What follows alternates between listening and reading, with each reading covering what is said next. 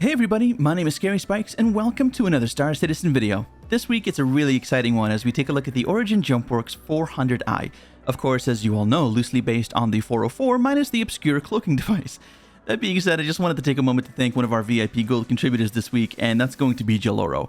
He's been one of my best friends from way back in the day and has been incredibly supportive both professionally and personally. He also happens to be a VIP Gold contributor, so Jaloro, thank you so much for your continued support, and I very, very much appreciate it. Of course, if you enjoy the video, please feel free to leave me a like to let me know, subscribe if you're new, and ring the bell so that you don't miss any videos in the future as I post videos once a week. We're also live on stream Wednesdays and Fridays over on Twitch at 8 p.m. Eastern, and of course we also have our amazing Discord community, the links for which will be down below. Without further ado, let's go ahead and get started with this video.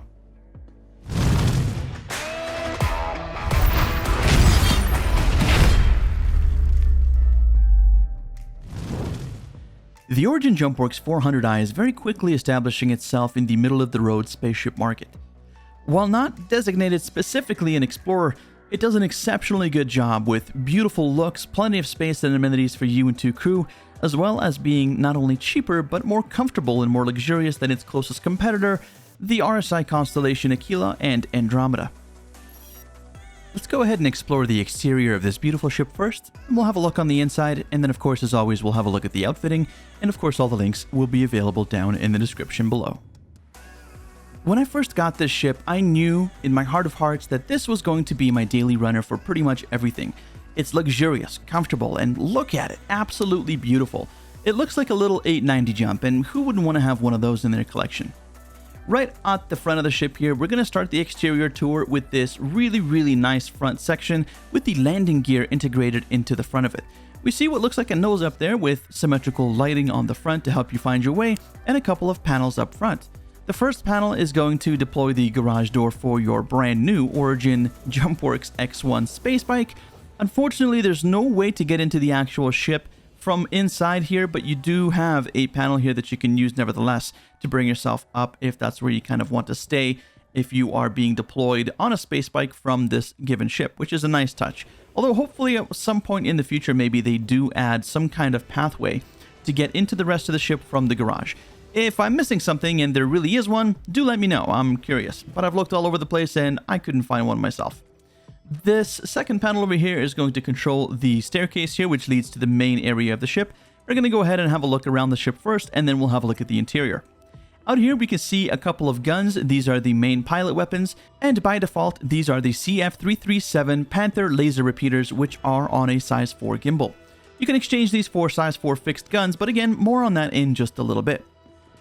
Moving out to the port side of the ship, we can see that we do have a nice airlock right here. You can use this to enter and exit the ship when you're docked at a station, although at this time, as far as I know, there is no support for docking this to a station or other aircraft. Moving towards the back of the ship here, we can see some nice red lights lining the wings of either side of the ship. Now this ship is very symmetrical as well, so you'll notice that we have this both on the port side as well as on the starboard side. Looking at the rear of the ship here, we don't see it quite now, but there are some beautiful blue lights that come out of these sets of thrusters here. These are your main thrusters. And of course, we have a gun on the top and the bottom of the ship as well with size 3 weapons. But again, more on that in just a bit. Coming over to the starboard side, we see the same wing accenting the right-hand side with its respective lighting on the top and the bottom. And finally, coming around back to the other side here to the starboard side front end of the ship, where we can see pretty much exactly the same thing as we saw on the other end. Now, we're not doing so well on this planet, so why don't we go ahead and get inside before we pass out and take the interior tour. The 400i is as beautiful inside as it is outside. Before we get into the interior tour though, I should let you know that this ship is straight to flyable in 3.15, which is awesome, but that hasn't dropped yet and it's currently in phase 1 of PTU testing, which means it's only available in the PTU, at least for now. When it drops, it'll be available to everyone who owns it, and you can go ahead and pick yours up for $220 US or $250 US if you don't want the War Bond edition. In either case, you're going to get the CitizenCon exclusive paint, and if you happen to be concierge as well, you can also count on getting your Penumbra paint with it as well in the concierge store. So let's go ahead and start off the interior tour here by looking at the room that's responsible for the main ingress and egress points in the ship. It's nice having both of these in the same room because it just makes things a lot more convenient. This is the stairs that we took going up into the actual ship, and you can open those by pressing this button over here.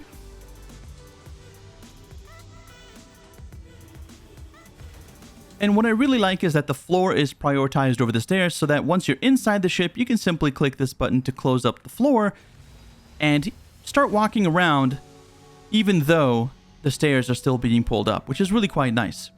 Now we also have this docking collar here, and I'm not going to call it an airlock because I don't believe it to be one, but it is definitely a docking collar, and even though this is not supported, at least as far as I know immediately, it is going to be accessible to be able to allow you to dock to other ships and space stations going forward in the future.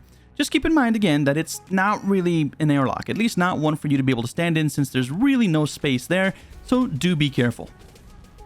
Going around to the other side of the ship here, we can see a number of closets, and there's going to be a rule of thirds, so to speak, because this ship is open to, of course, the pilot and 2 co-pilots or 2 crew as well.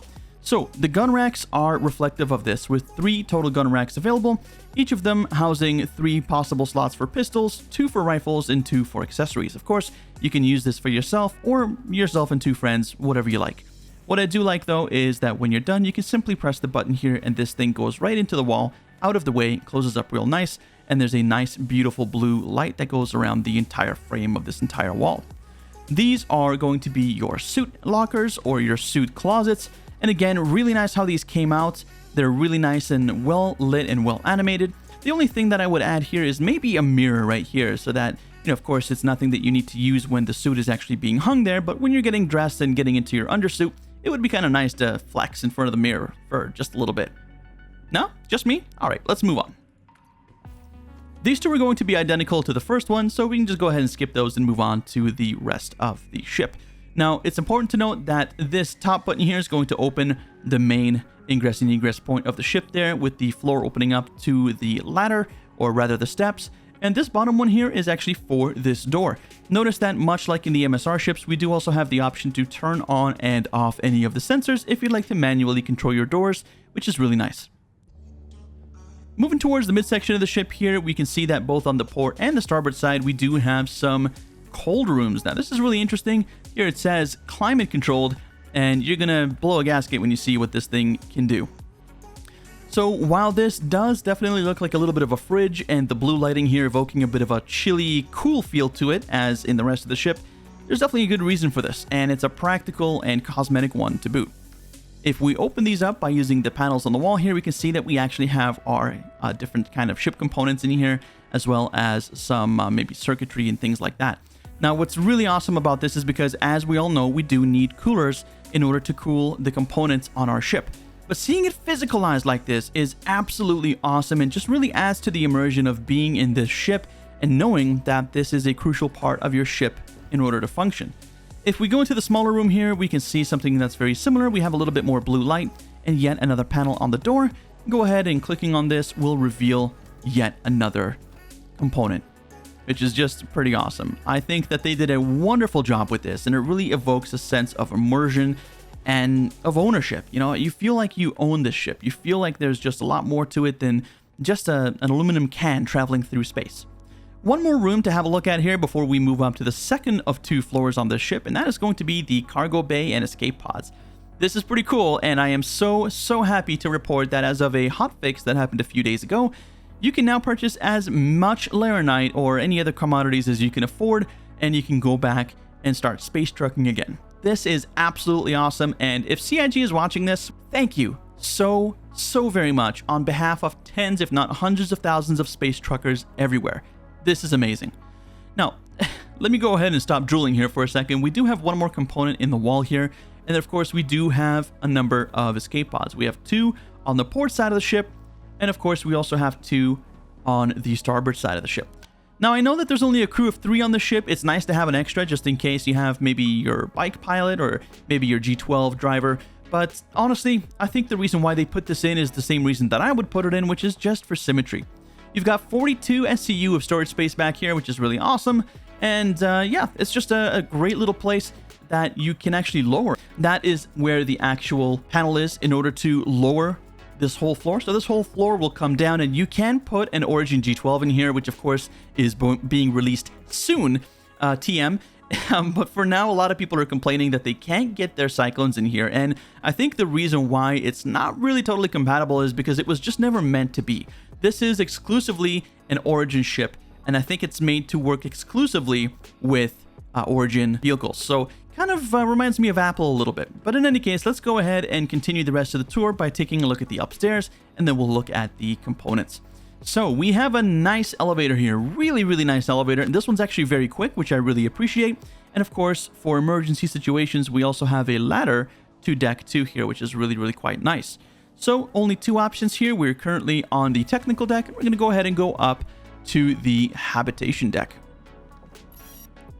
All right, so walking off the elevator, we're going to have access to the second floor of the ship, and this right here is going to lead us to the cockpit, but more on that in just a little bit. Yes, I'm going to tease you and save the best for last. The closest thing, as it always should be, to the elevator is the washroom.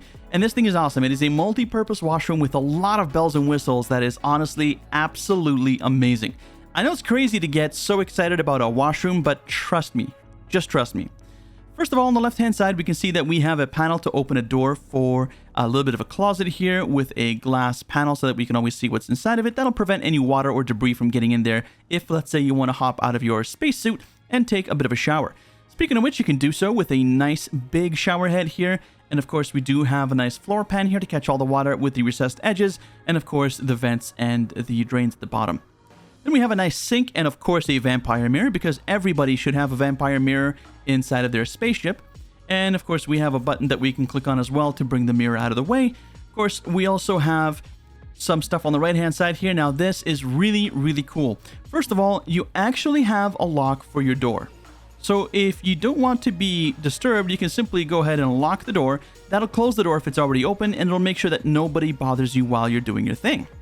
Now there's a few buttons in here, so let me go ahead and explain it. First and foremost, you have this one, which will bring out your toilet and your paper, which is really shiny for some reason. And of course, the second one is what's going to bring out the luxurious toilet armrest and little garbage bin, just in case you need to throw something out. So that's pretty cool. But the coolest thing is what's coming up. So check this out. Let's go ahead and close these back up, and they go ahead and just fold into the wall here, which is really, really nice. But check this out. We have 2 little buttons up here, okay? Now the first button doesn't do anything because it's a tab, and this is currently the tab that we're on. But if we click on the second button, check this out. Now there's 3 unidentified buttons here. The first one doesn't really do anything. Let's click the other 2 and see what happens.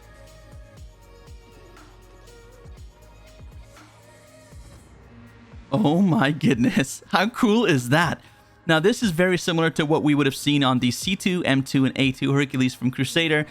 I don't know why you would ever want it to be this dark in here, but the fact that you have the option is just absolutely awesome. And of course, you can also just completely black out all the lights if you choose to. If you need a little bit of alone time in the dark, which we all do sometimes, but let's go ahead and turn them on because it's getting a little too creepy in here, even for my comfort level, giggity. And let's go ahead and take a look at the rest of this ship. Of course, it would help if we unlock the door first.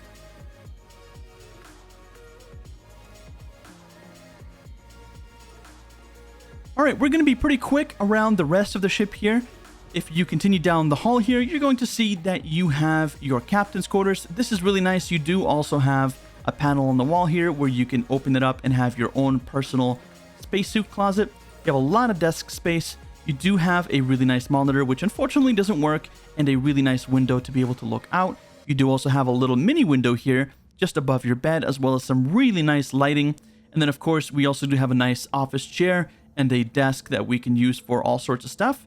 We also have a nice little built-in side table here, as well as a very comfortable looking bed. And of course, we also have a nice TV for watching those late night Netflix shows. Now moving on, we're going to go ahead and have a look at the crew quarters, and the crew quarters is relatively small, but it's also exceptionally comfortable. Inside the crew quarters here, we have a number of beds, specifically 2. Each of them also do have a monitor for watching movies and getting in touch with family and friends. And of course, we also have the 2 closets here, which open to either respective side in order for your crew members to have a place to store their things. Now moving towards the aft of the ship, we have basically the common living area. We have a big, beautiful panoramic window that gives everybody a really nice view. We do also have sort of a pedestal here with a map on it, which doesn't seem to be functional, and a view of one of the turrets with size 3 weapons out the back. There are 2 total turrets on the ship, and again, we'll talk more about them in just a little bit. But before that, of course, we do need to take a look at the kitchenette, which is really, really nicely furnished with a very big sink. Of course, it is going to be inlaid gold inside of fine Italian marble, as is the expectation with Origin Jumpworks vessels. And of course, we also do have a wine fridge down here, which unfortunately does not open up, but I imagine this is going to be open concept anyway. And we have a little refrigeration unit down there. Again, nothing seems to be opening up down here, but that's totally okay. Moving over to the other side, we do have a bench, and this bench is actually also for 4 people, as you can see indicated by the inner thought system there. We do have a little bit of fake grass here in the middle, as well as a nice little TV, as well as some nice lighting to set the mood. Of course, we do have a little bit more space out here for you to walk through and around to get a better view of the exterior of the ship as well. Finally, let's go ahead to the front of the ship and check out the main section, the pièce de résistance. That, of course, is going to be the bridge. The bridge is absolutely beautiful and has just as nice a panoramic window on the front here, so everybody can see what they're doing as in the back. We do have a single seat here on either side, which is for your flight engineers. They can help you manage the turrets as well as all the different ship systems with some really nice looking screens up front. Of course, we do also have the main pilot seat, which we'll slip into, and as you can see, the main 3.14 UI system is actually attached to this if the ship is on. So this is really quite nice because looking around, you can see that you also have a number of different holographic displays, and you have 4 total MFDs, 2 on the left, 2 on the right, and then you have your radar in the middle, which happens to be a 3D radar. So that's going to wrap up the interior tour of the ship. Let's go ahead and fly back to the space station and take a look at the insides, the real insides of the ship, and take a look at all the different components and weapons that you can put onto this thing. Let's go.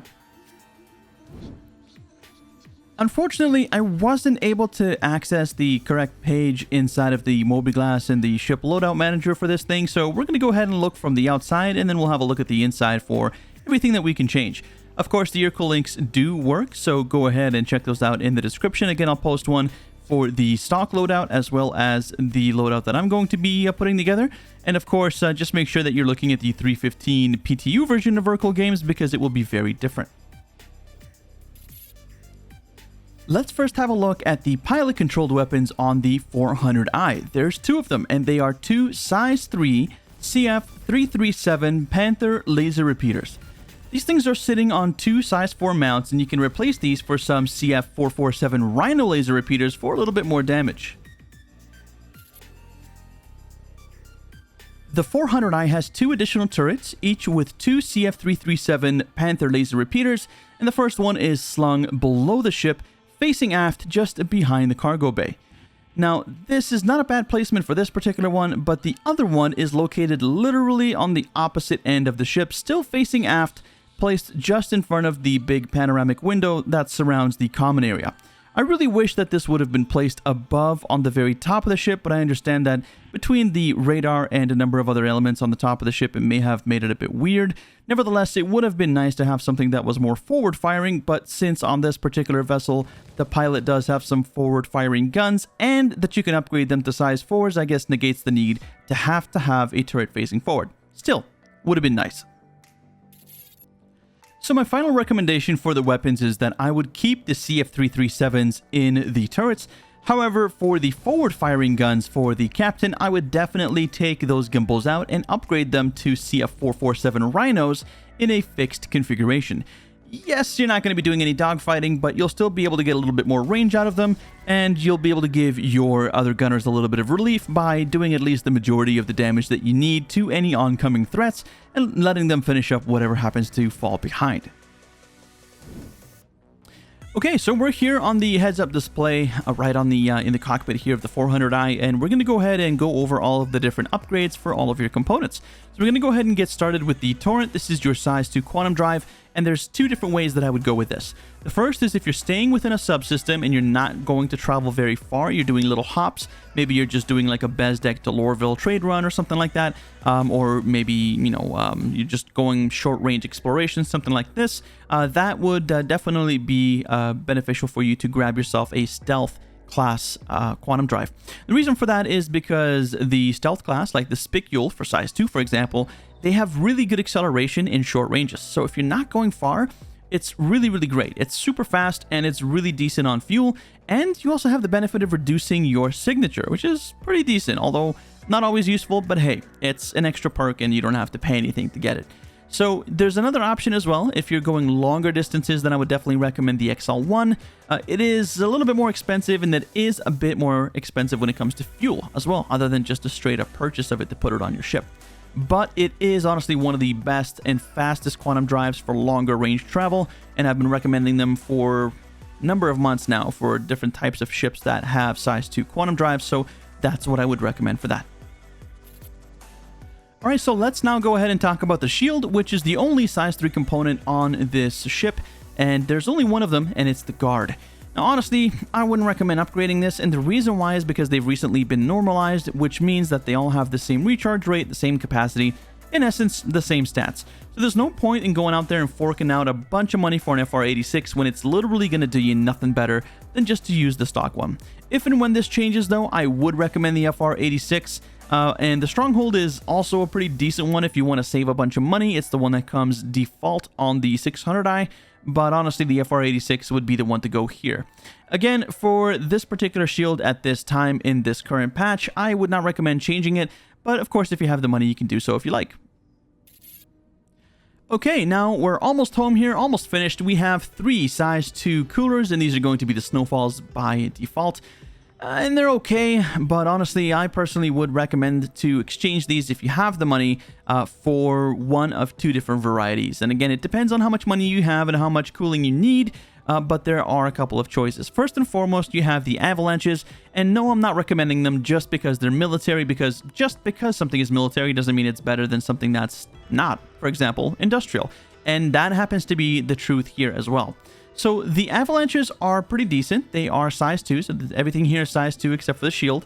But if you're looking for maximum performance, you definitely want to go with the Snowpacks. Those things are industrial, and they are a ton more money. But they definitely do a lot more cooling, and perhaps in the future, cooling is going to be a little bit more important than it is these days, so definitely keep that in mind. Okay, and the final component that we're going to be upgrading here is going to be the power plant. We have 3 size 2 Sidolities. I think that's how you pronounce that. I'm not 100% sure. But in any case, we're going to want to replace these with Old Faithful. You guys know it. You guys love it. It's the JS400, and that is what I would recommend. You can, of course, get something that's a little bit less pricey and slightly classed above this. But in all honesty, the JS, as you guys know, has been sort of the heart of all of my ships that support it. So, and they come in all the different sizes as well. So you've got the JS 300 for size 1, the 400 for size 2, the 500 for size 3, and probably in the future the 600 for the 890 jumps of the world. But in any case, I would definitely recommend to upgrade this to the JS 400, and Bob's your uncle. Thank you so very much for watching. I really appreciate you making it until the end of the video, because I know this one was a little bit more involved, and trust me, it definitely took a much longer time to make. With that being said though, if this video was helpful to you, it would really help me out if you let myself and YouTube know by leaving a like, subscribing if you're new, and ringing that bell so that you never miss a video in the future. You can always join us on stream Wednesdays and Fridays at 8 p.m. Eastern over on Twitch, as well as our amazing Discord community, the links for which can be found below. If you really want to go out of your way and help support what I do here, go and check out sspgaming.com, links down below as well, and go ahead and get yourself some sweet merch. That being said, guys, thank you again so very much for watching, and I hope to see you in the next video.